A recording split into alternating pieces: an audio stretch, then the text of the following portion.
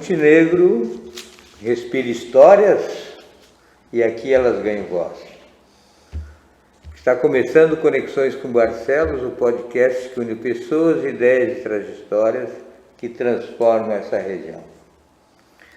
Seja muito bem-vindo ao episódio de Conexões com Barcelos. Hoje a nossa conversa é com um nome ligado à evolução urbana de Montenegro.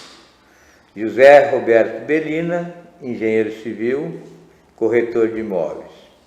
Bellina tem uma trajetória marcada pela visão empreendedora e pelo compromisso sustentável da cidade. Vamos falar sobre construção, mercado imobiliário e os caminhos para uma cidade mais planejada e acolhedora. Bellina, é um prazer te receber. Conta para nós um pouquinho da tua história, como começou a tua trajetória na engenharia e no mercado imobiliário. Pois é, o prazer é todo meu também, poder estar trocando ideias assim. Me chama muito a atenção que nós estamos começando a contar histórias.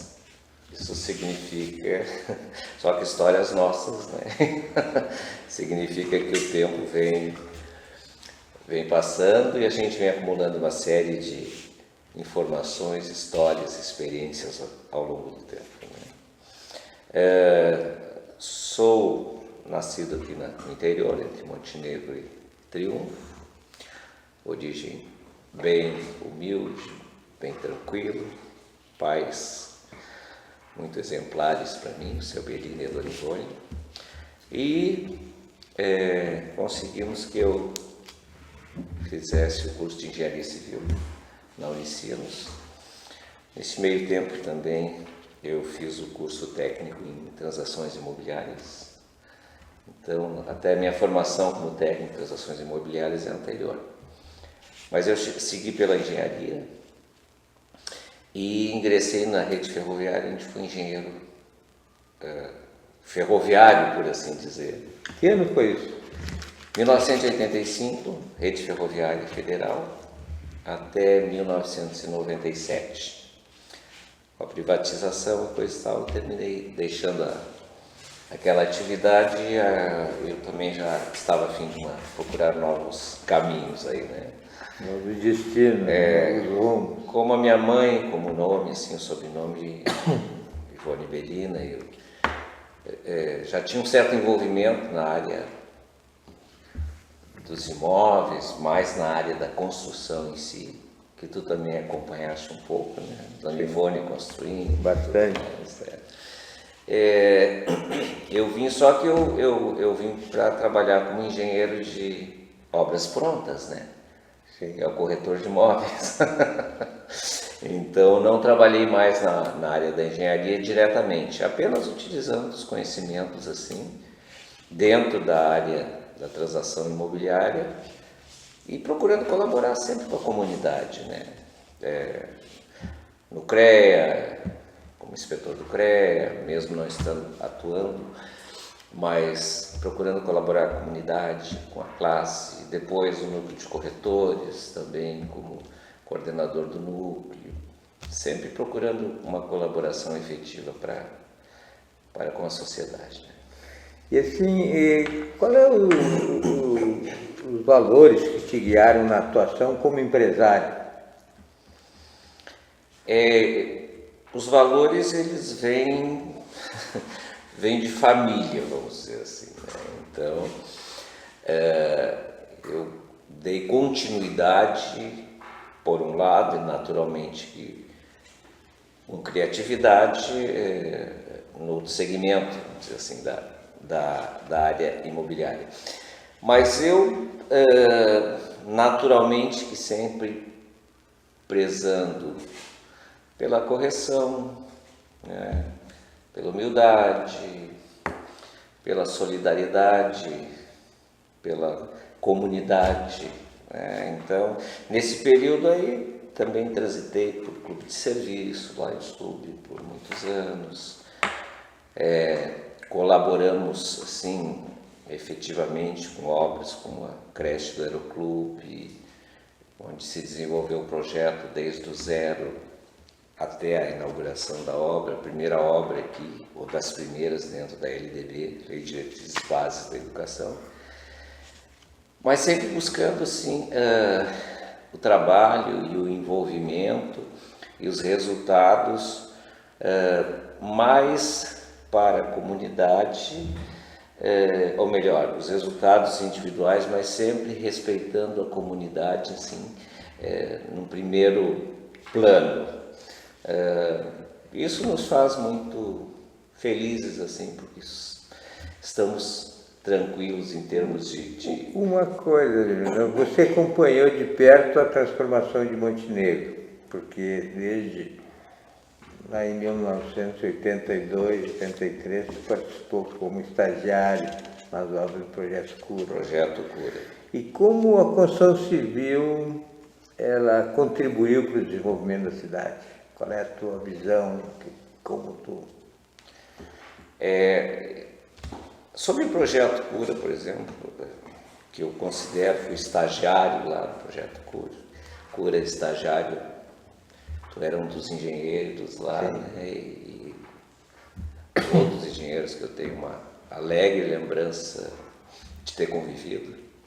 Tati, Gerson, Bermudes, bom, Udo, mas na área de edificações em si, né? Mas eu trabalhei mais na área de infraestrutura, estrada, implantação das vias urbanas, a parte toda de saneamento também, por dentro das tubulações de esgoto, medindo juntas, estava certinho, conferindo o nível. Excepcional a qualidade do trabalho que foi realizado naquela época, né? Projeto da Magna Engenharia, uma execução assim que a gente procurou que fosse sempre nos melhores moldes, com a Continental e com a Ipiranga, duas empresas da época. E eu digo que o Projeto Cura, sim, por exemplo, referindo em termos de construção civil, mas antes disso em termos de infraestrutura. Foi um projeto que visou assim, dotar a cidade de infraestrutura para uma população que tinha expectativa de dobrar, razão da vinda do polo petroquímico, etc.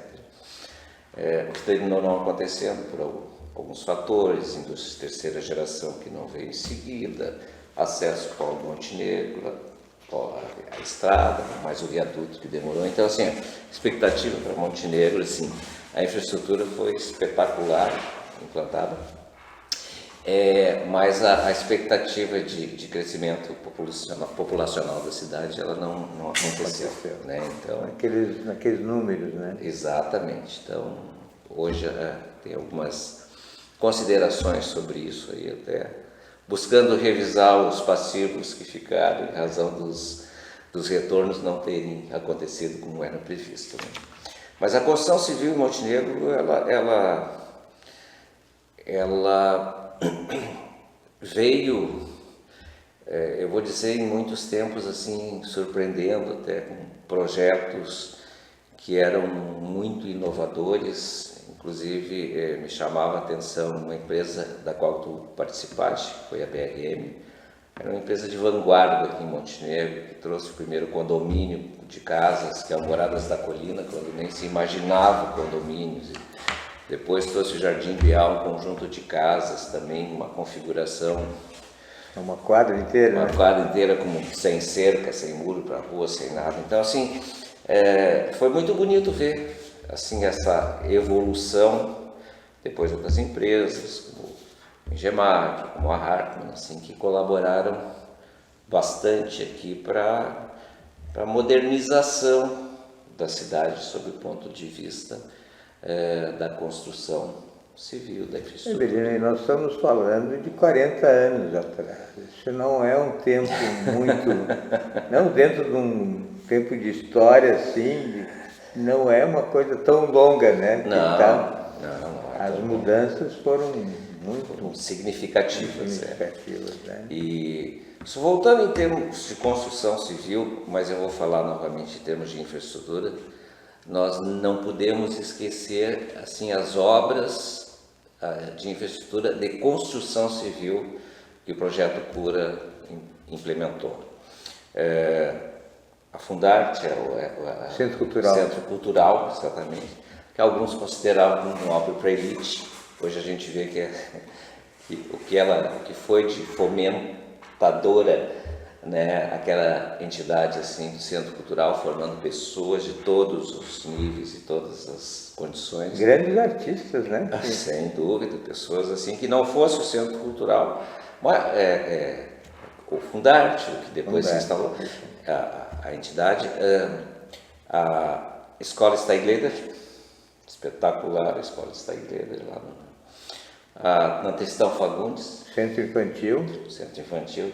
Quer dizer, na época já de 1980 ali, já houve uma visão assim... Corpo de Bombeiros. Corpo de Bombeiros, exatamente, né? Então a gente vai relacionando. Então, para ver lá que há 40 anos, um pouco mais até, já houve uma visão assim de futuro para a infraestrutura da forte, cidade. né? Muito, muito incrível, foi muito legal mesmo. Na área da construção civil nós tivemos assim mais um projeto particular que foi o Hospital da Unimed.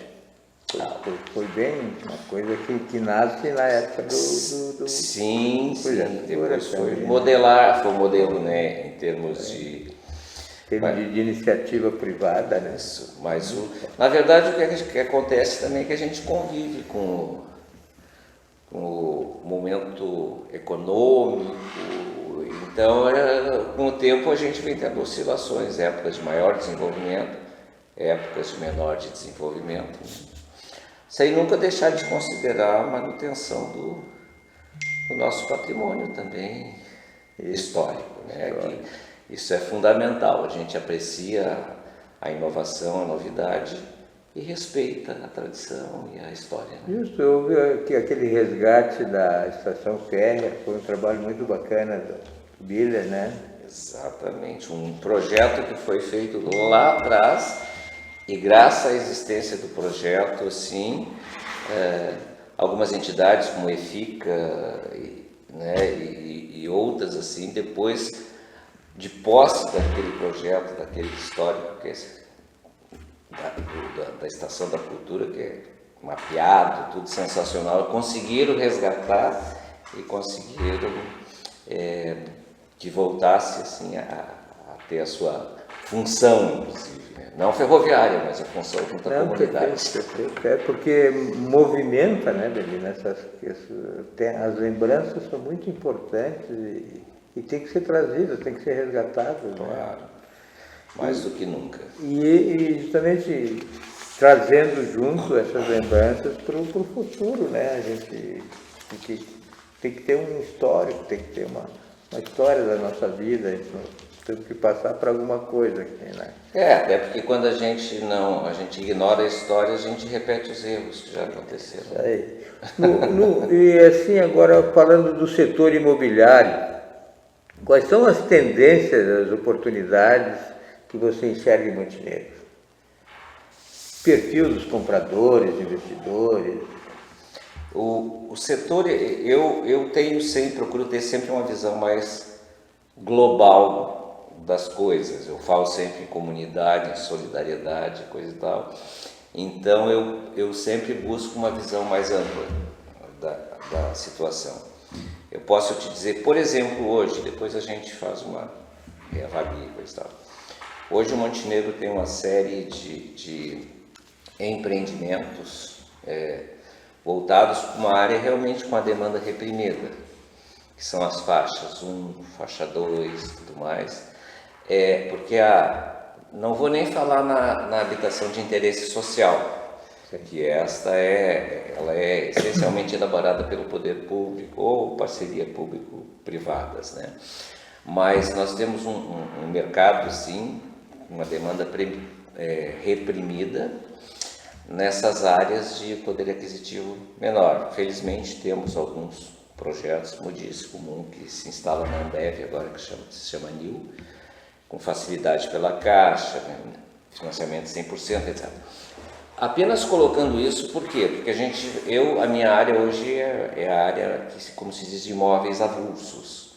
Móvel avulso, eu praticamente não trabalho com empreendimentos, né? Trabalho sozinho, trabalho em casa, hoje não trabalho com empreendimentos, então eu trabalho mais na área de assessoria em si, né, na construção do mercado. O nosso mercado de padrão elevado hoje, ele está muito restrito, né? De médio para elevado está muito restrito.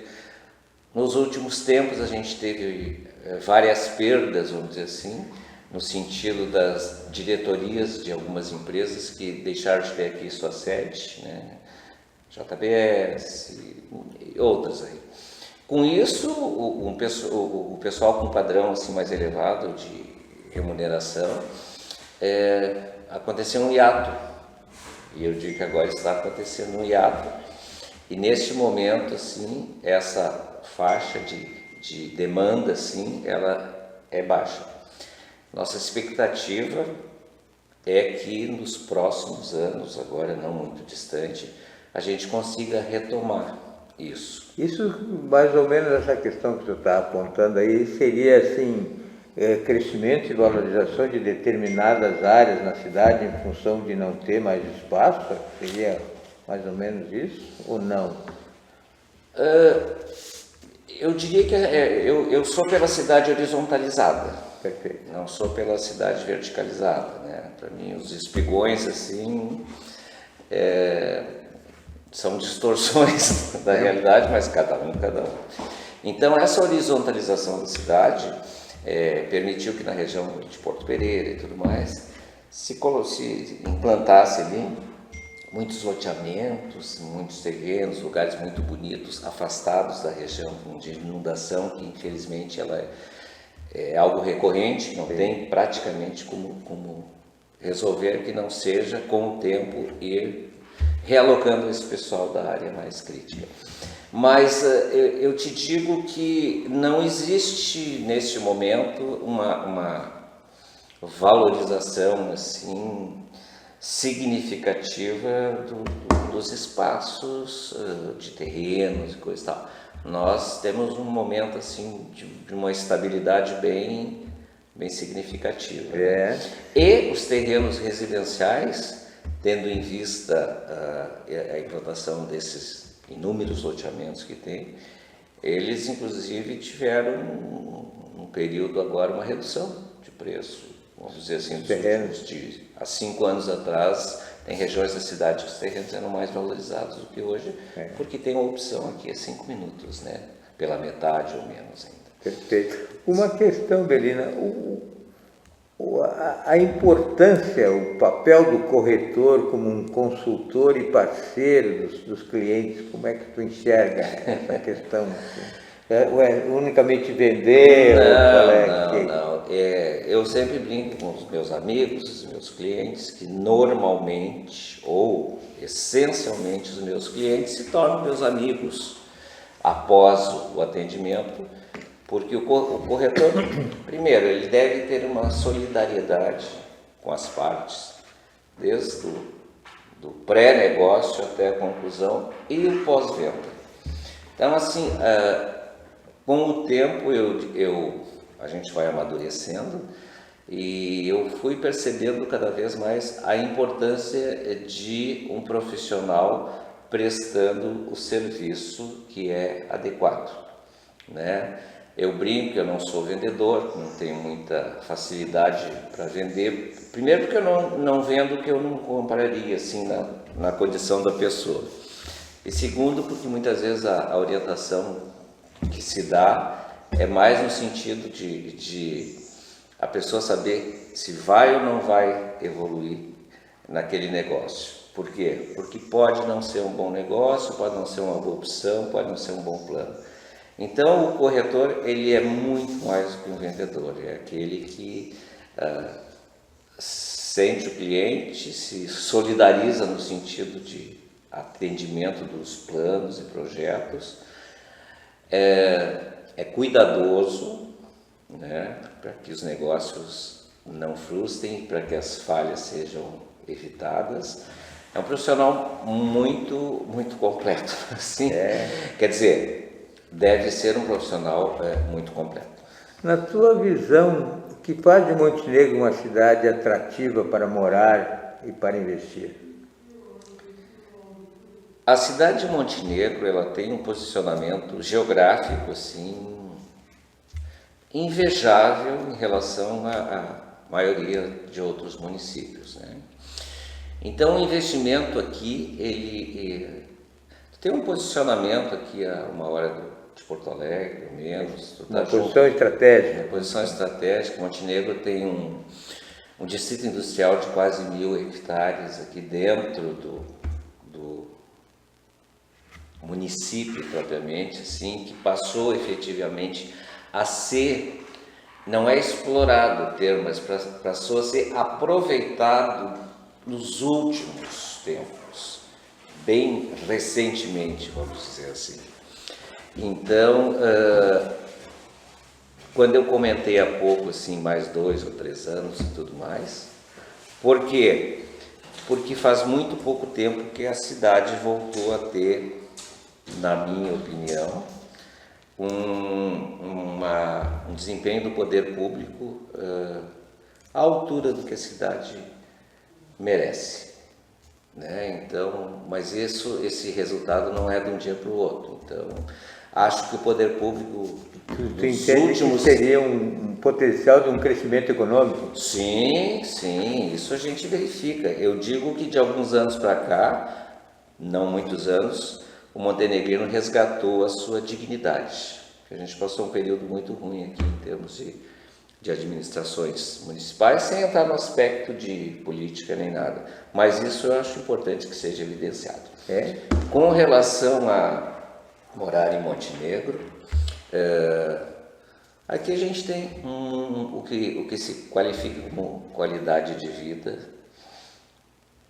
excelente. É uma cidade relativamente pequena, 70.000 habitantes aproximadamente. A gente se desloca a pé, de carro, de bicicleta, para fazer quase tudo, se quiser. Está próximo de Porto Alegre, está próximo, se quiser ir a Caxias, se quiser ir para a Serra, aqui é 1 hora e pouco. Então, também, geograficamente, para se morar aqui, o lugar é especial. Cidade segura. Belina, nosso programa está no final. Para encerrar, qual é a mensagem que você gostaria de deixar para quem nos acompanha, especialmente para quem sonha em construir ou investir aqui em Montenegro? A mensagem é que nós temos a felicidade de estarmos em um lugar que tem inúmeros pontos favoráveis, né, para a nossa vida. Localização, o clima, né, acesso aos principais pontos assim, que é Porto Alegre, que é Serra, como eu disse. Quer dizer, quem vem morar aqui dificilmente assim se arrepende de vir morar em Montenegro, porque o lugar realmente é muito bom. E nós temos a expectativa de sempre, no decorrer do tempo, ter mais felicidade, mais alegria no nosso lugar. Aqui nessa foto linda que tem no nosso aqui, que é o Porto das Laranjeiras, e quantas coisas lindas a gente tem para cuidar e aproveitar e apreciar. E uma frase de impacto ou agradecimento à comunidade pelo teu trabalho, pela tua vida, pelo que tu já, como um filho de Montenegro, sim, como um profissional que já adquiriu uma posição de destaque dentro da comunidade, o que tu encerraria o programa? Sim, eu digo que eu sou grato, né,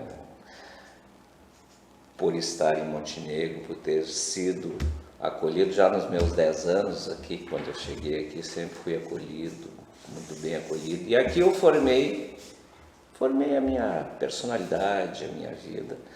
Eu tenho assim relacionamento, uma quantidade de amigos, de parceiros e de clientes que se tornaram amigos. Então, assim, ó, eu sinto aqui a reciprocidade da comunidade